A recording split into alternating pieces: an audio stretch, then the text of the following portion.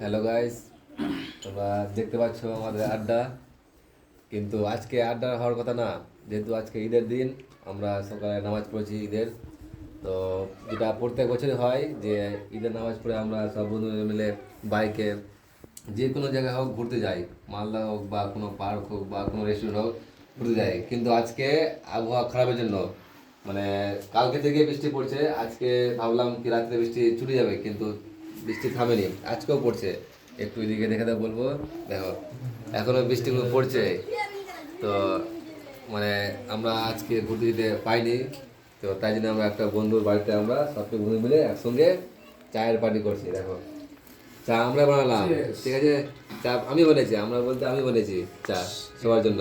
খেতে খুব টেস্ট হয়েছে বন্ধুটা, চা অবশ্যই খুব ভালো। চাটা দেখাও একটু, চাটা চার দেখাও। কোয়ালিটিটা দেখো, বন্ধুটা খুব সুন্দর চা বানাতে জানে। তো আমরা বন্ধুর বাড়িতে তার রুমে আমরা চায়ের আড্ডা মারছি। কিছু করার নাই, যেহেতু বৃষ্টি পড়ছে, বেরোনো যাবে না। ঠিক আছে, ওকে।